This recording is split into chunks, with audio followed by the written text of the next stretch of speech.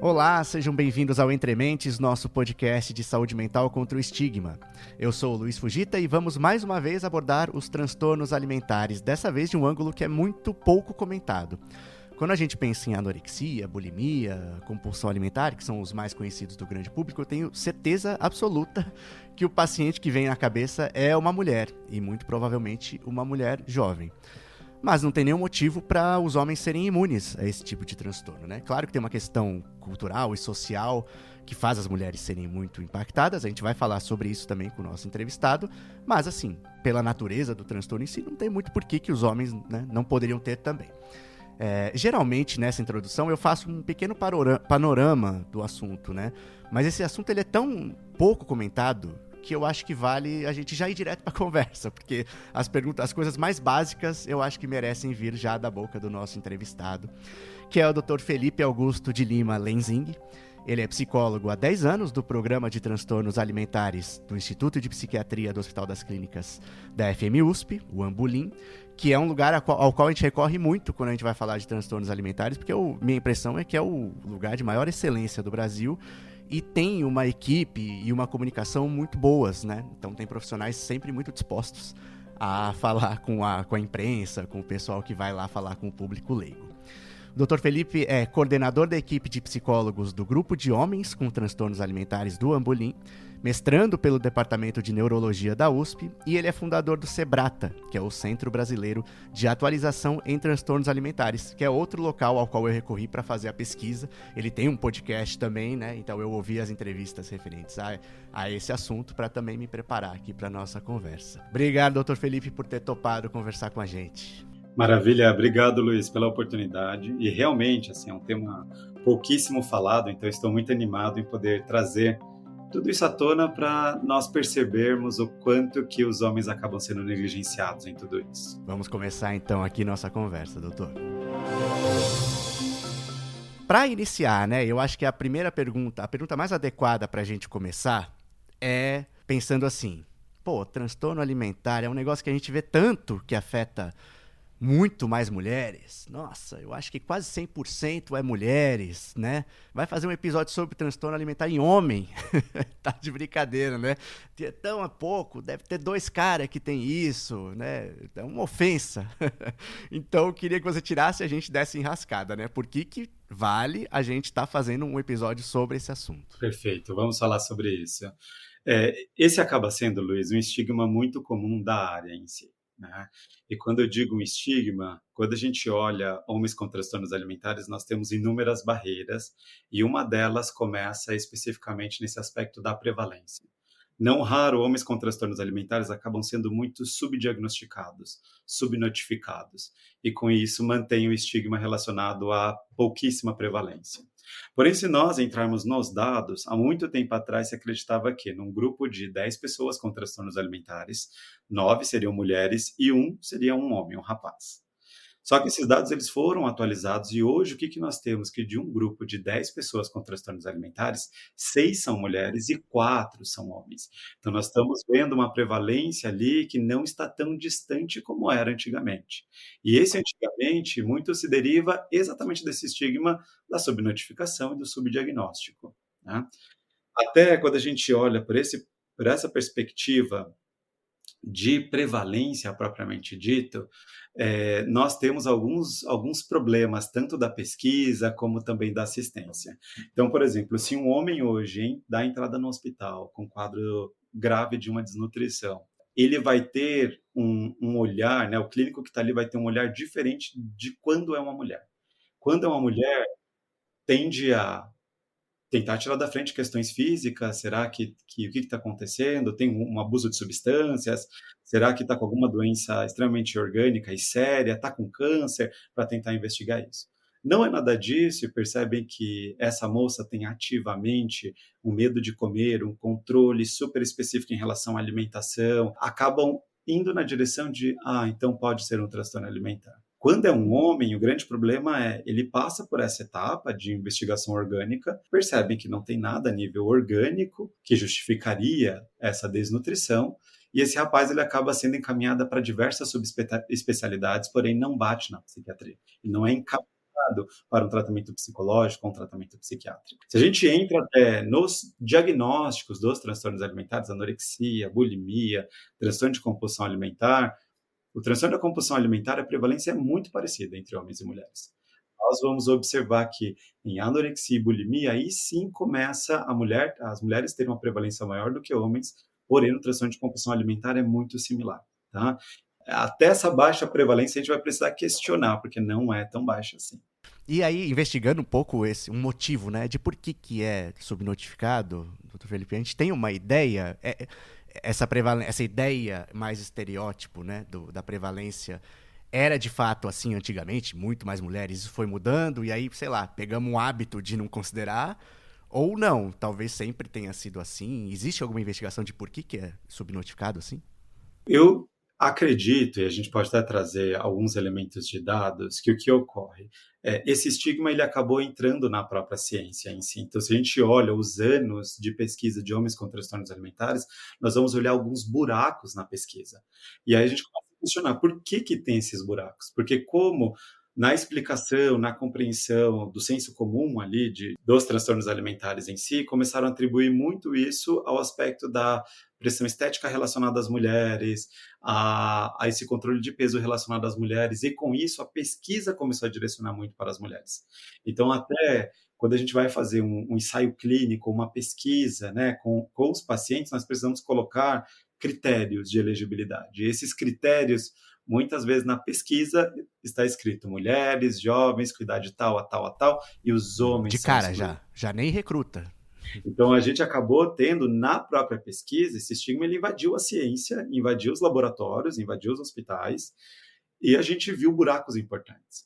Por isso, a gente volta na história, né? Se a gente volta lá na compreensão da anorexia, em 1689, se eu não me engano, Richard Morton, que foi um médico super importante da área, que foi um dos primeiros a descrever objetivamente o que é uma anorexia com os pacientes que ele atendia, ele descreveu naquela época um rapaz de 16 anos de idade, filho de um ministro, e que tinha os mesmos sintomas de uma garota de 14 anos.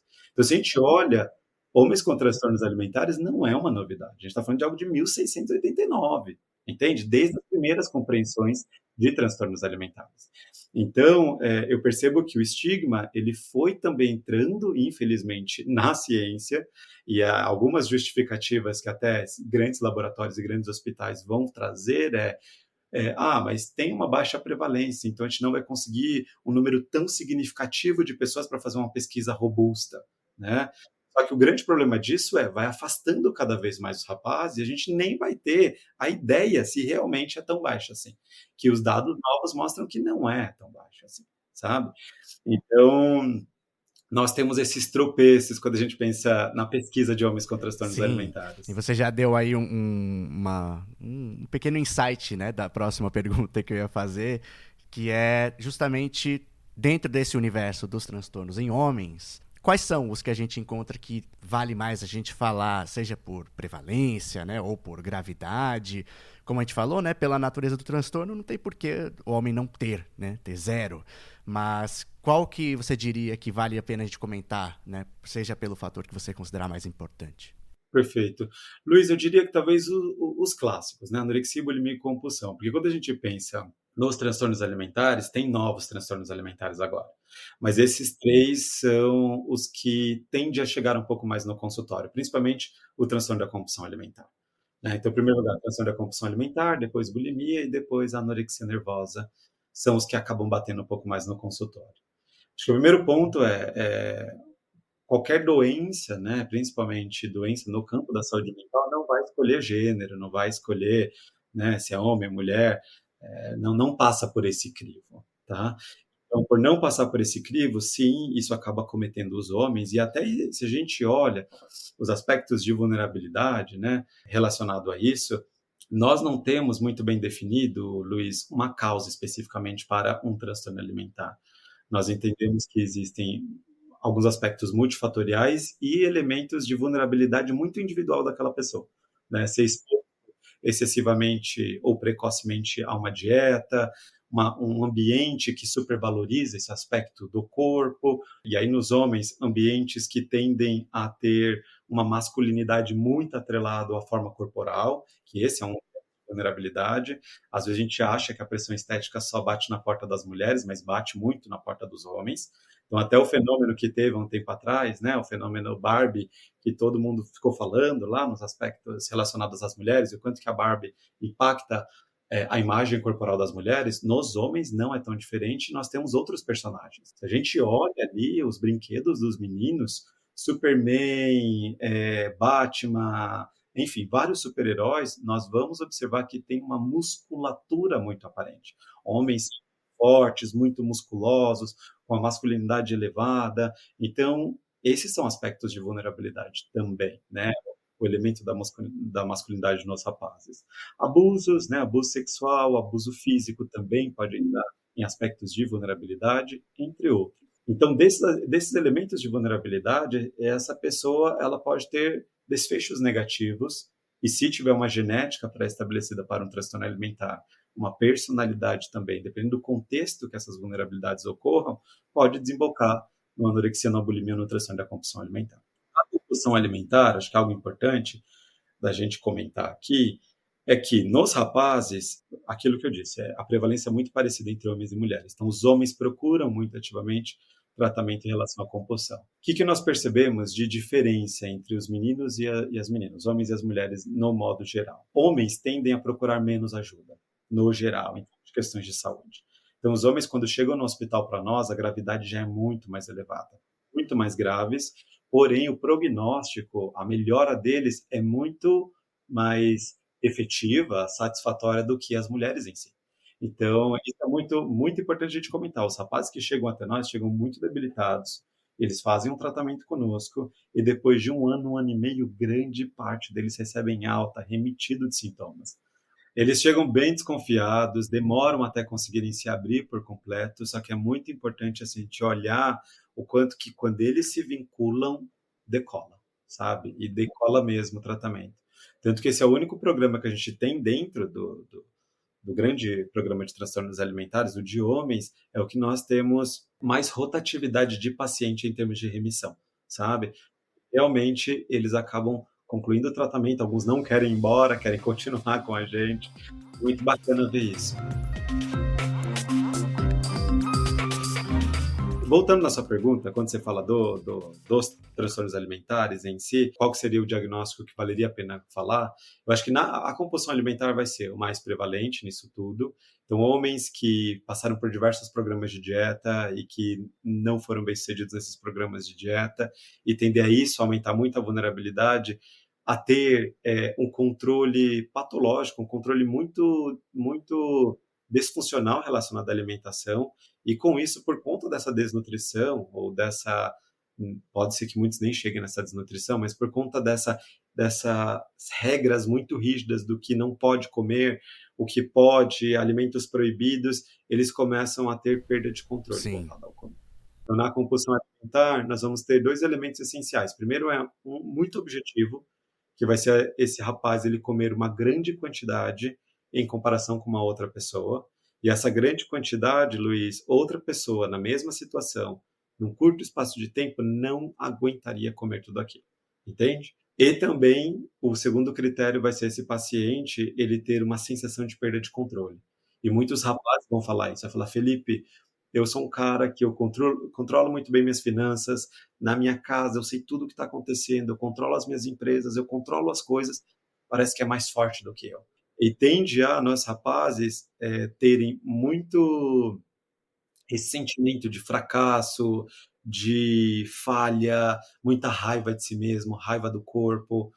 Então, talvez, no geral, as pessoas que estão ouvindo vão receber mais pacientes com transtorno da compulsão alimentar. E falando desse grupo de transtornos mais prevalentes, doutor, a gente tem, né, no programa episódio um sobre anorexia, um sobre bulimia, um sobre compulsão. Mas, assim, agora que a gente está falando sobre esses transtornos, principalmente, né, em homens, os homens ouvirem esses episódios que foram muito guiados para falar com mulheres, né, por causa desse viés que a gente agora está começando a desfazer, vai servir para eles? Ou tem alguma coisa que vai faltar, que vai ser um pouco diferente, porque o quadro clínico não é exatamente a mesma coisa? Tem alguma coisa que vale a pena agora que a gente está falando especificamente para homens? Vale, vale sim. Acho que a primeira coisa é, homens no geral tendem a não assumir o medo de engordar, sabe? Então, quando a gente avalia as mulheres, por conta que socialmente é mais aceitável falarem sobre isso, elas falam abertamente. Os rapazes, eles não, muitas vezes não vão falar abertamente sobre isso, porém nós vamos perceber vários comportamentos que interferem eles em conseguirem estabilizar o peso ou recuperar o peso e coisas do tipo. Então, o medo de engordar sempre é muito camuflado. Então, eu lembro até de um paciente falando para mim assim: cara, não tem como é que eu vou chegar no médico e vou falar que eu tenho medo de engordar? Ele vai rir de mim, ele vai achar que eu sou um fresco ou coisas do tipo, não tem como eu falar que eu tenho medo de engordar, né? E o ponto aqui, quando a gente fala sobre o medo nos transtornos alimentares, não é o medo comum que nós achamos que é o medo. Com eles, a gente está falando de um medo patológico, são pacientes que o coração dispara, tem sudorese, né, suor ali nas mãos, não conseguem muitas vezes pensar direito, raciocinar, é algo que afeta mesmo a funcionalidade Uhum. desses rapazes. Então, acho que o primeiro elemento é medo excessivo de engordar. Segundo, supervalorização da forma, do peso e da aparência. Homens que se resumem muito a isso, sabe? É quase como se não tivesse nenhuma outra qualidade se não tiverem aquele biotipo específico.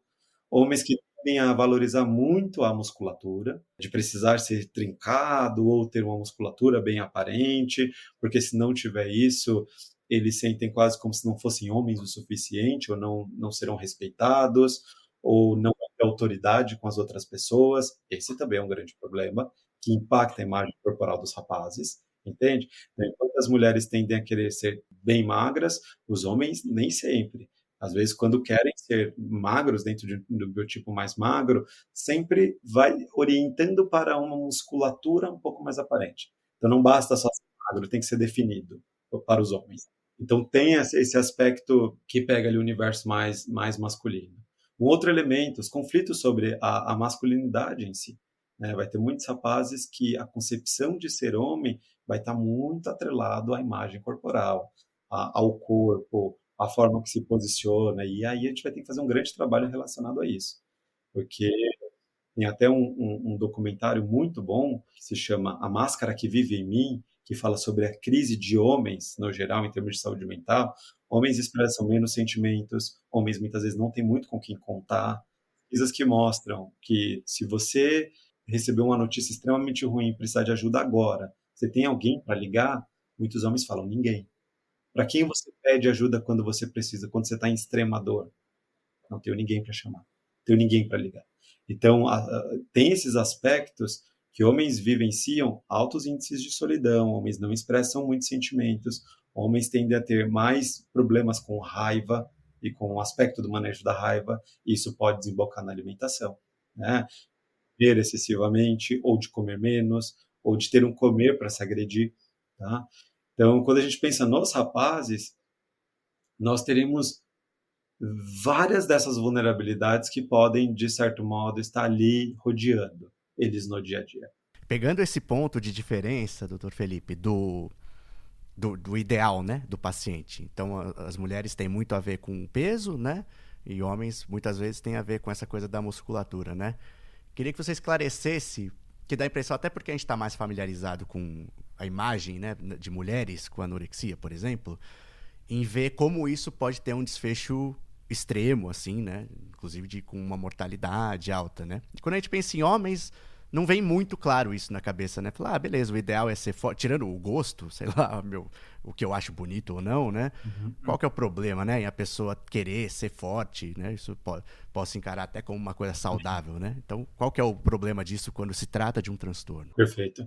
Luiz, você foi no ponto, porque as pessoas se questionam muito quando é que isso se transforma em um comportamento doentio, né? E quando que isso é algo que as pessoas comumente fazem. Então, por exemplo, fazer dieta, as pessoas fazem dieta no dia a dia. Quando é que isso se transforma em algo patológico? Fazer atividade física, as pessoas fazem atividade no dia a dia. Quando que isso se transforma num problema? Então, eu vou começar primeiro com a dieta em si. Né? Quando a gente percebe uma pessoa que está fazendo uma dieta e que não tem um transtorno alimentar, muitas delas vão chegar um momento que elas vão perceber que assim, não dá para continuar assim fazendo essa dieta. Uhum. Não aguento mais. Né? Muitas pessoas vão tentar fazer uma dieta por um tempo e e não vou conseguir bancar a dieta. Por quê? Porque a dieta ela tende a ser insustentável biologicamente. A pessoa ela só consegue num curto espaço de tempo, né? E essa pessoa, quando ela quiser sair da dieta, ela sai. Ela pode até ter um pouco de pesar ali, putz, sair da dieta, mas você vê que essa pessoa ela sente um alívio, essa pessoa ela meio que assim, voltei para minha vida, entende?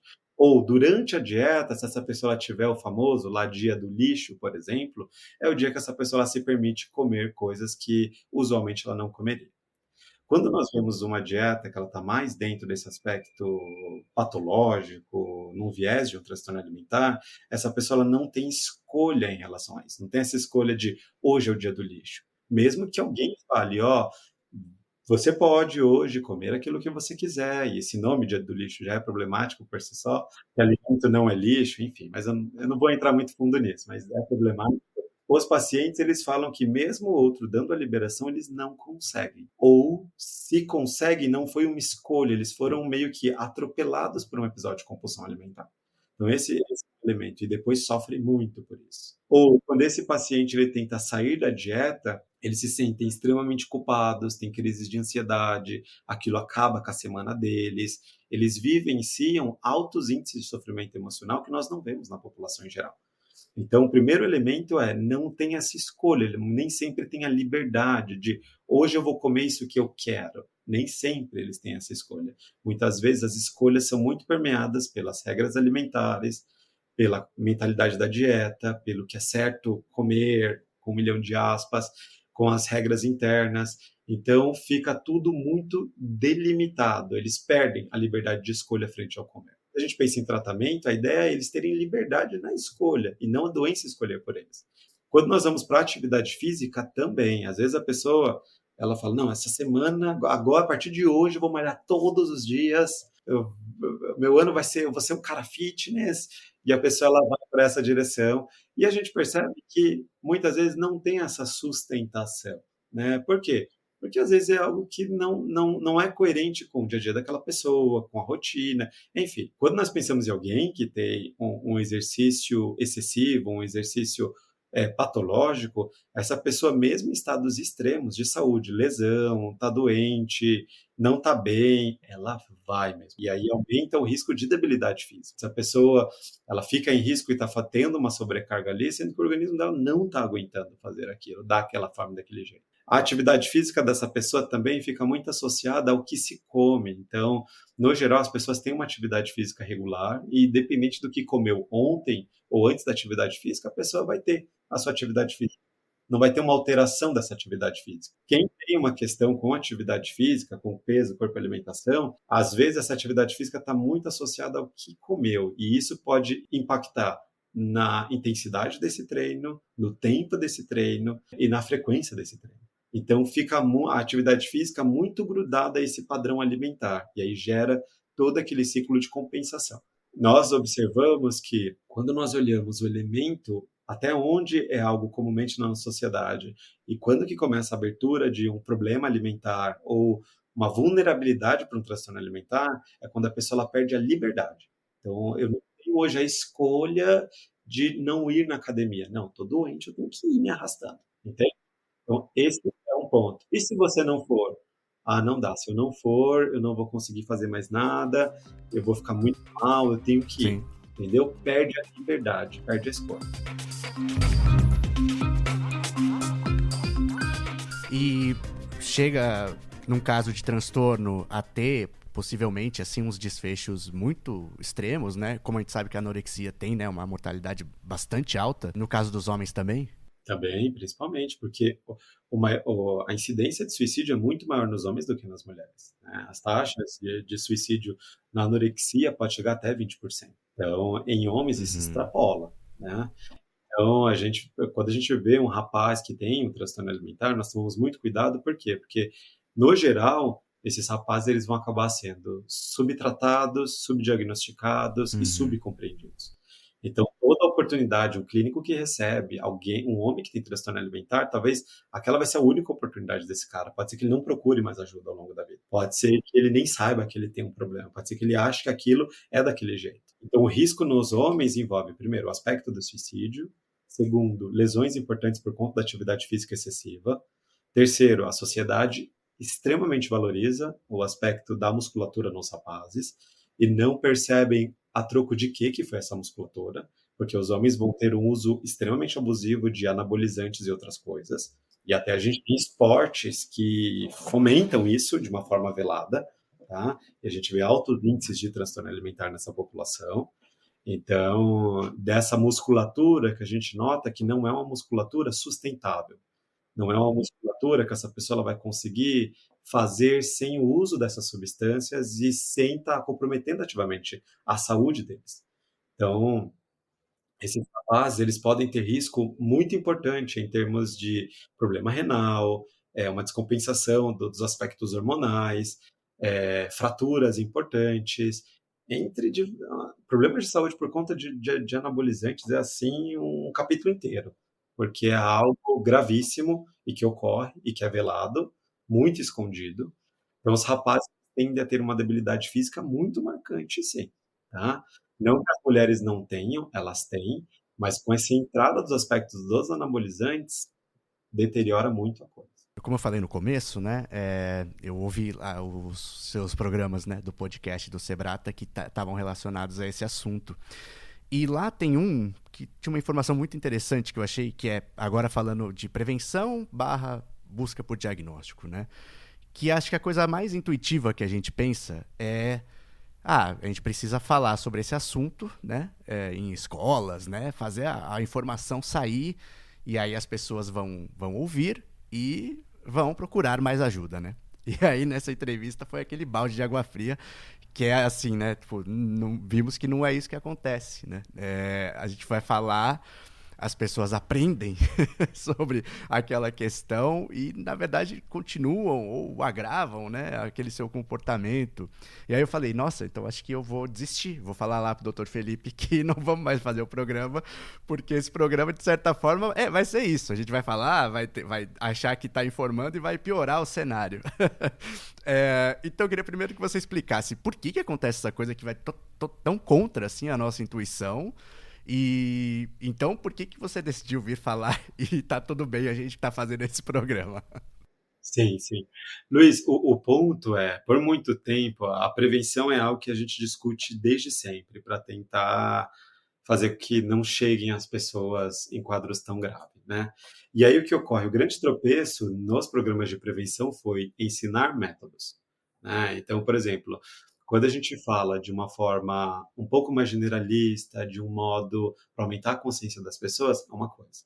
Outra coisa é quando a gente fala especificamente como fazer aquela dieta, o jeito, a quantidade, a forma, ou a marca específica daquele suplemento anabolizante ou qualquer coisa do tipo, ou a forma que a pessoa faz o comportamento, aí sim a gente está ensinando métodos, entende?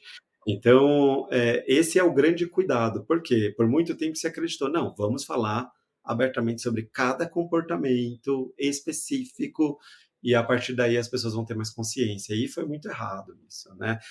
Principalmente nos adolescentes, que eles começaram a aprender e virou uma escola ali. Então, sempre quando nós vamos em aspectos midiáticos, a ideia é a gente passar a conscientização, falar mais do fenômeno do sofrimento psicológico, como a pessoa vivencia isso, como é isso dentro da pessoa, do que ensinar métodos específicos para aquilo, entende? Porque aí sim acaba não sendo tão positivo, tá? Então, essa é a diferença. Nós vamos precisar conscientizar. Existe, em junho, tem o Dia Mundial dos Transtornos Alimentares, onde envolve conscientização, e a conscientização não passa por ensinar métodos. A conscientização, muitas vezes, vai apontar em diversidade corporal, estima, aceitação corporal, quando é que é o momento que ultrapassou os limites do que era uma dieta, por exemplo, saudável e algo patológico, ou uma atividade física e uma atividade patológica. Então, isso sim é os aspectos de Certo, conscientização. perfeito. Não estamos, então, fazendo da forma equivocada aqui. Só para ficar tranquilo. E aí, doutor Felipe, você mencionou um pouquinho, né, algumas emoções, uns sentimentos, né, que acompanham pessoas que têm esse transtorno. Eu queria só explorar um pouquinho mais, mas para fazer a pessoa se reconhecer, né, falar, caramba, porque às vezes a pessoa até sente, mas não tem a clareza de que sente isso, né? Ou se sente mal de uma forma meio genérica, com alguma coisa que acontece cotidianamente, né? Então talvez a gente fala, isso aqui é um indício, né? Possa ser que ajude a pessoa a reconhecer em si mesmo, né? Com certeza. Luiz, homens no geral são pouco educados em relação às emoções, né? E tende a ser visto até as emoções como algo, uma fraqueza, algo ruim, algo que não deveria sentir, né? As mensagens dos meninos desde pequeno é: para de chorar, homem não chora, não mostre isso, não demonstre isso. Então a gente percebe que os rapazes eles chegam com pouco repertório emocional e tudo acaba muitas vezes caindo na raiva. Então, quando a gente olha, tudo é raiva, tudo é raiva, tudo é raiva. E a gente vai olhando ali a raiva e embaixo da raiva está o quê? A tristeza, tá a culpa, tá a frustração. Tem outros sentimentos ali, mas por conta desse pouco repertório, tudo vai para a raiva, tudo desemboca. Até no grupo a gente tem uma analogia que te mostra uma figurinha lá para eles que tem um rapaz que ele está com uma máscara e tem uma escrita assim, fulano, por que você sempre aparece assim? E aí pega e tira a máscara da pessoa, embaixo está escrito tristeza. A pessoa, entendi. Então, o que que isso significa? Que, não raro, a raiva é a emoção que eles têm maior percepção, e embaixo tem outras emoções escondidas, tá?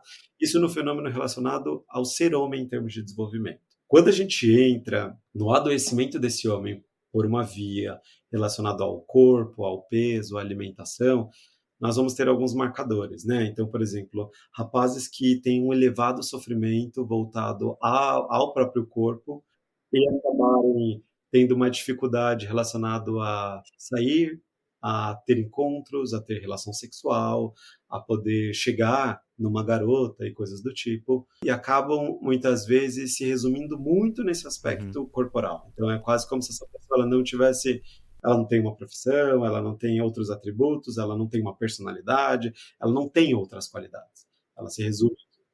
Então, esse é um elemento de de vulnerabilidade para os rapazes, né? De ter esse estreitamento do campo existencial só focado numa única parte da vida. Esse é um elemento. Segundo elemento, uma perda ou até mesmo uma dificuldade em relação à identidade em si, né? Que seria isso? Ser muito conflitante para esse rapaz ele conseguir reconhecer quem ele é. Ser muito conflitante para esse rapaz ele ter uma identidade, ele entender que corpo ele vai ser modificado ao longo do tempo. O corpo dos 15 não é dos 20, não é dos 30, não vai ser dos 40. O corpo ele não está aqui para ser estático, entende? Isso é um mito, isso é algo que a indústria vende e lucra horrores com isso, entende? O corpo ele não é plástico, ele é o que mutável e ele vai ser mutável, porque ele está aqui por razões funcionais e não estéticas, né? Então, muitas vezes esses rapazes que estão dentro de situações onde a identidade acaba tendo esse esvaziamento, esse afrouxamento, eles vão tentar se autoafirmar em alguma figura, e essa figura pode ser relacionada ao corpo. Além das influências do ser homem, né? Homem não chora, homem não pode fazer isso, homem tem que estar sempre com a cara fechada, homem não pode sorrir muito, homem, um monte de regras em relação a ser homem. Começam a ter os problemas aí. Além disso, quando esse rapaz ele tem muitas vezes uma dificuldade na precisão do próprio tamanho. Então vai ser um rapaz que dentro dele, ou a referência dele é que ele é grande, que ele é um rapaz gordo ali na concepção dele, porém as pessoas passam mensagens diferentes daquilo que ele sente. Então, às vezes ele vai comprar uma roupa e sempre compra roupas muito mais largas, porque acredita que a roupa X não caberia, mas quando ele veste aquela roupa X, ela cabe. E ele vai perdendo um pouco dessa percepção do próprio tamanho, de tanto usar roupas cada vez mais largas, tá? Esse é um outro elemento. Rapazes que não se consideram magros, mesmo sendo homens objetivamente magros, que se veem maiores do que são, então ali a gente percebe o que a gente chama de uma distorção da imagem corporal, uma desorganização da imagem corporal, e rapazes que tentam constantemente controlar aquilo que comem de uma forma muito obsessiva.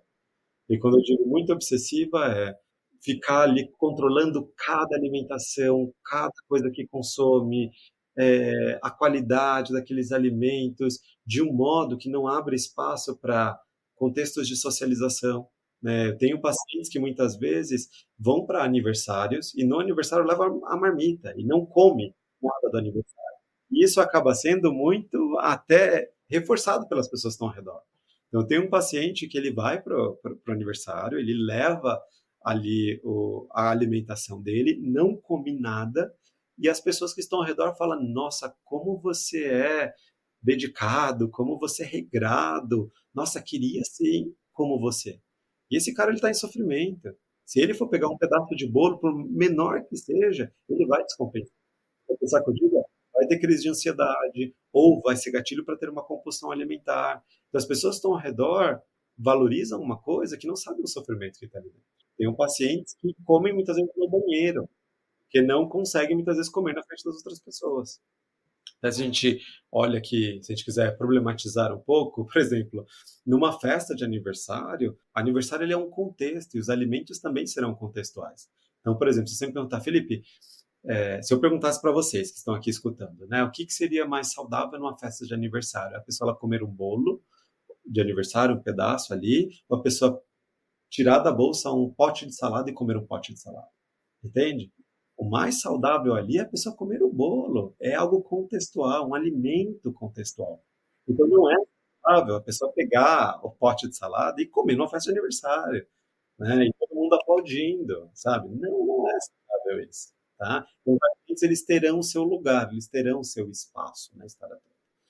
Então, uma outra coisa, uma redução voltado a aspectos sociais, a ter relacionamentos, a se dedicar a outras áreas da vida por conta da alimentação. Então, eu tenho muitos pacientes que não comem fora de casa, ou que só comem aquilo que prepararam, de uma forma específica que prepararam. Pacientes que não se permitem, eu tenho um paciente que ele não entrou na faculdade até hoje porque entra exatamente nos horários de refeição dele. Olha isso. Como assim? Porque ele não quer sair para poder comer em algum lugar, se sente envergonhado, algo do tipo, levar a comida dele e comer lá. Então ele não entrou na universidade ainda, por conta disso. E a gente olha e fala, não, mas parece algo simples de resolver. Não, não é.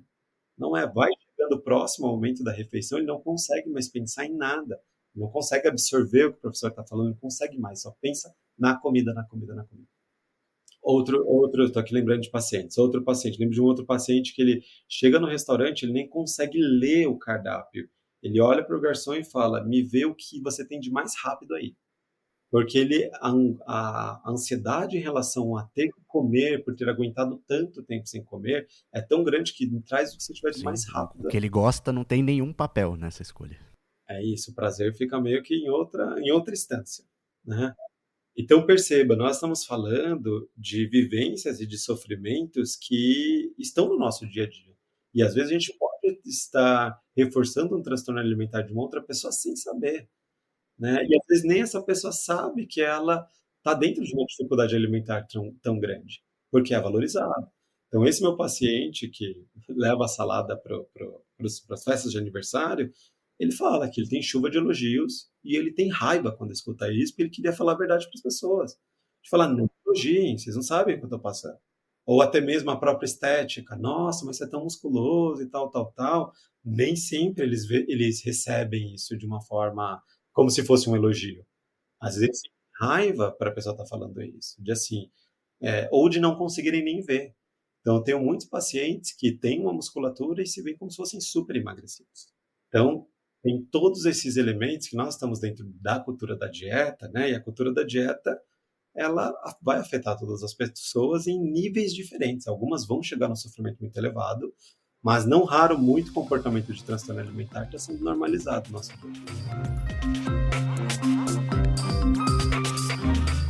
E aí, doutor Felipe, até encaminhando para o nosso desfecho, né, a gente sempre termina quase que uma linha que faz sentido, né? Explica sobre o transtorno, sintomas, etc. E, naturalmente, o final acaba sendo mais sobre tratamento, né? Como que se encaminham esses casos. E aí eu acho bastante adequado que aí essa sua última resposta trouxe essa ideia, né, que você falou até de pacientes, né, reais e pacientes seus, né? Você fala, pô, tô ouvindo aqui o doutor Felipe falar tão claramente. Obviamente ele tem uma experiência grande, né, nesse assunto. E pelo jeito que ele falou, me deu a entender que o paciente continua, não conseguiu ainda se livrar desse comportamento, que ele mesmo, imagino que ele saiba, né, que é uma fonte de sofrimento, né? Então, me parece realmente uma coisa muito difícil de se fazer, né? Um paciente tratado por você, que tem já o insight, né, de que isso não é algo, não está ainda naquele nível, não, para mim isso é normal, não é o problema. Então, como é que se encaminha, né, uma pessoa para um tratamento? Acho que a gente pode até pegar a partir do ponto em que a pessoa já está, assim, mais inclinada a procurar essa ajuda, né? Porque já é difícil o suficiente mesmo estando nesse ponto, né? Como que se encaminha um tratamento ideal hoje em dia? Acho que assim, grande parte dos pacientes em si que tem questões com a alimentação, ou eles estão dentro de programas de emagrecimento ou estão na academia, né? E nenhum desses lugares foram lugares que de fato fizeram os pacientes a se remitirem ou se curarem do seu próprio transtorno alimentar.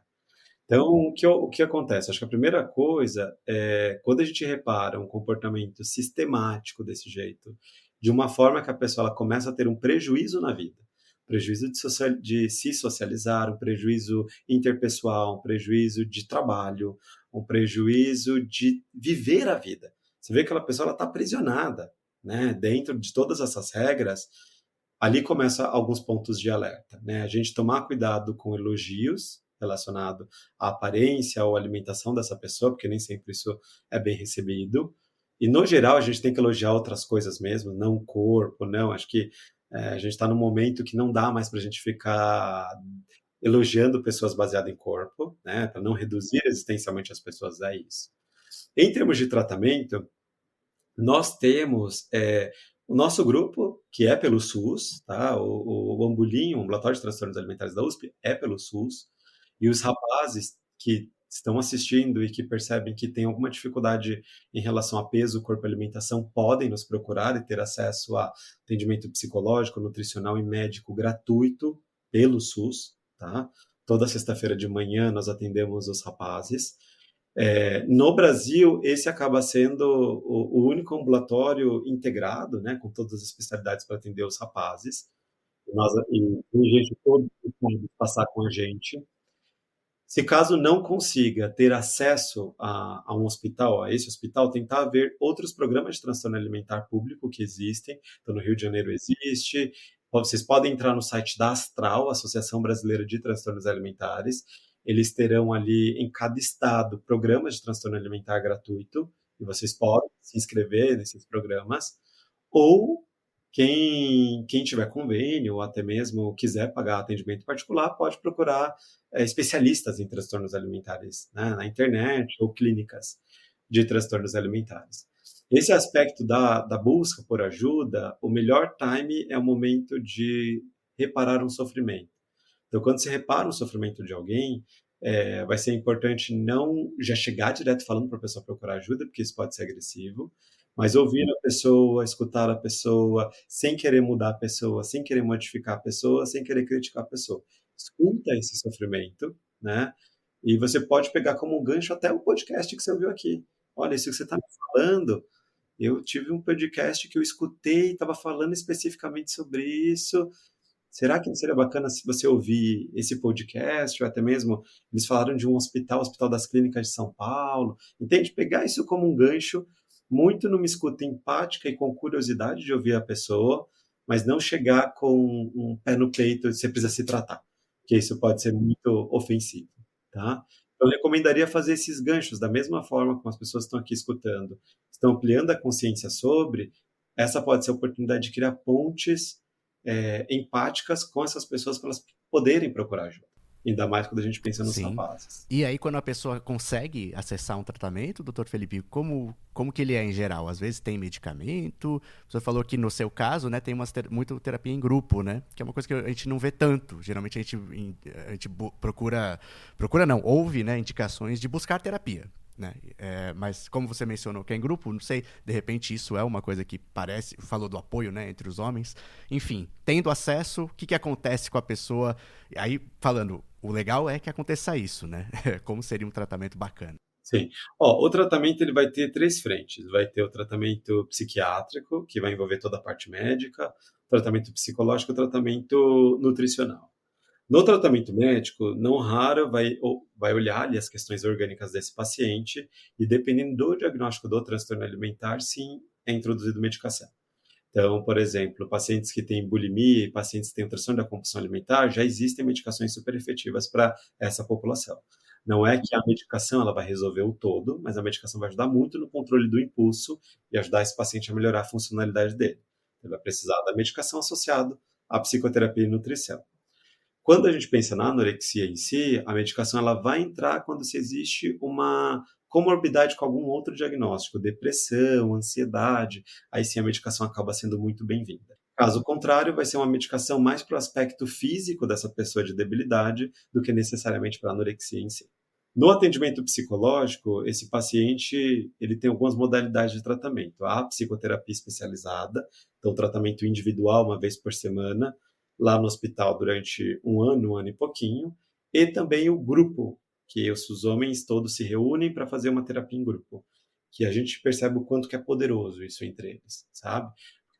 Que eles têm um senso de identidade com o grupo, eles escutam as histórias dos outros, eles se veem nos outros, eles falam, nossa, eu era igualzinho a você, caramba, eu estou passando a mesma coisa que você, então para eles isso é muito poderoso, porque é algo que eles sempre acham que eles são o problema, e que o problema é a cabeça deles, e quando eles olham os outros rapazes, eles percebem, nossa, olha aqui, sabe? Então, até por isso que muitos deles querem ficar conosco, eles não querem receber alta quando chega o momento de ter alta. E viram amigos, e eles viram amigos entre eles, saem, mandam foto pra gente, sabe? O grupo deles do WhatsApp às vezes permanece por anos, anos e anos e anos. Então, isso é muito interessante. No atendimento nutricional, vai envolver todo o aspecto de ajudar nessa estrutura alimentar, quebrar esse elemento de dieta com esses pacientes, ajudarem eles a comerem mais pleiteados em fome e saciedade e poderem ajudá-los a terem uma relação melhor com a comida, sem ser baseado nesse milhão de regras. Então vai ser uma nutrição muito diferente. Então o casamento dessas três especialidades, parte médica, psicológica e nutricional, que é o tratamento que a gente recomenda para qualquer rapaz que tem um transtorno alimentar, uma questão alimentar, numa primeira instância, acaba sendo bem efetivo para eles. Doutor Felipe, muito obrigado pelo seu tempo, né, para esclarecer tanto sobre os transtornos alimentares em homem. E eu deixo sempre um espaço para uma mensagem final, né? De repente algo que você queira reforçar ou não foi abordado aqui e você considera importante, né? Só uma mensagenzinha, tomando assim, sempre tendo em vista que nossa intenção é estar falando agora com pessoas que podem ter, né, algum transtorno e até então não se reconheciam dessa forma, ou alguém que conhece, né, alguém que possa ter, considerando que são essas pessoas o nosso público, né, que mensagem você acha que poderia ser importante deixar? Eu vou dividir em dois elementos. Acho que o primeiro elemento é esse estigma relacionado à baixa prevalência. Nós, enquanto pessoas que estão ouvindo, profissionais de saúde, estudantes, nós temos que nos unirmos para não manter esse mito da baixa prevalência, através de mais programas de conscientização, mais podcasts. Quando estiverem falando sobre transtornos alimentares, sempre falar que isso também acomete homens. Tomar cuidado em tudo ficar numa linguagem feminina, porque isso exclui os rapazes também, né? Então, acho que a primeira coisa é a prevenção passa por nós e a conscientização também, todos nós que estamos aqui ouvindo. Então, sempre alguém falar sobre transtorno alimentar, tentem colocar a frase. Isso também ocorre nos rapazes. Acho que a gente ajuda a quebrar esse estigma que é muito forte, né? E para quem está ouvindo e se identificou qualquer elemento que nós falamos aqui em relação a transtornos alimentares, é se dar a oportunidade para poder avaliar, ver isso e cuidar disso. Seja por uma via de começar uma psicoterapia, ou procurar um nutricionista especialista em transtornos alimentares, ou um psiquiatra, tem o seu ponto de partida. Olhe para isso, cuide disso, para isso não ir intensificando e chegar, talvez, no transtorno alimentar efetivamente. Então, esses sintomas prévios, olhem, cuidem, até como forma de barrar a velocidade, a força de um possível transtorno alimentar. Perfeito. Tá bom? Muito obrigado, doutor Felipe. Mais uma vez, um abraço. Espero tê-lo de novo aqui quando a gente for tratar de algum assunto relacionado, ou outro, né, que você goste de abordar. A gente conversa e espero ter você de novo no programa. Muito obrigado mesmo. Obrigadão, abraços, tchau, tchau. O A Parte de hoje é de uma matéria, aparentemente, porque tem uma repórter perguntando, mas eu não consegui identificar nem qual emissora e não tem o nome das pessoas, né? Nem do rapaz que responde, nem da repórter. Mas eu peguei o vídeo pelo perfil do Saúde Mental Crítica no Instagram, que, aliás, é um perfil que eu recomendo bastante, que todo mundo siga. Por que você acha que as pessoas ficam loucas? Por que as pessoas ficam loucas?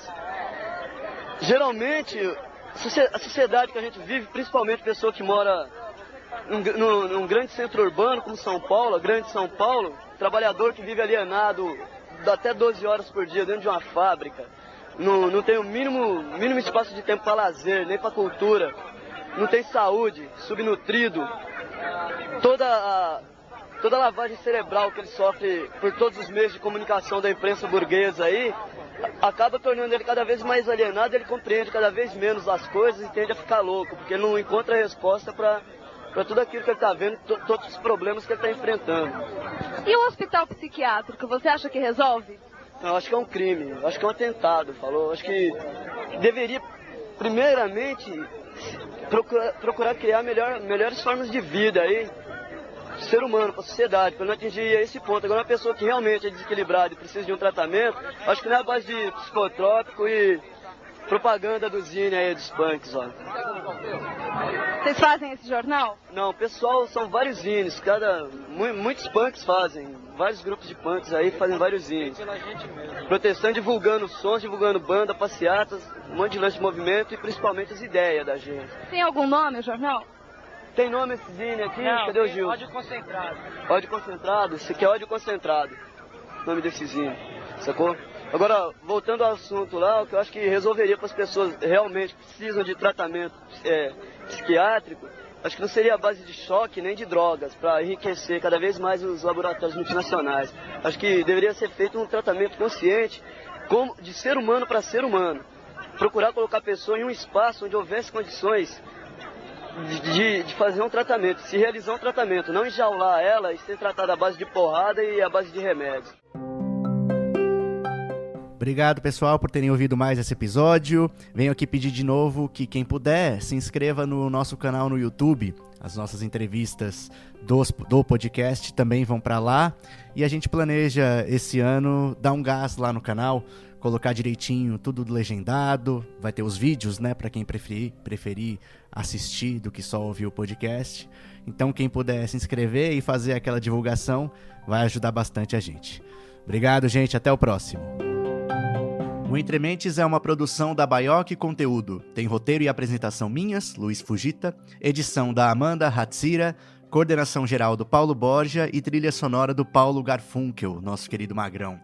Eu peço para vocês seguirem a gente no seu tocador de podcast favorito, é muito importante para a gente aumentar a nossa rede de apoio, e também para seguir a gente no Instagram, @entrementespodcast, para saber quando sai episódio novo, receber informações extras sobre saúde mental e também para falar com a gente. Um grande abraço e até o próximo episódio.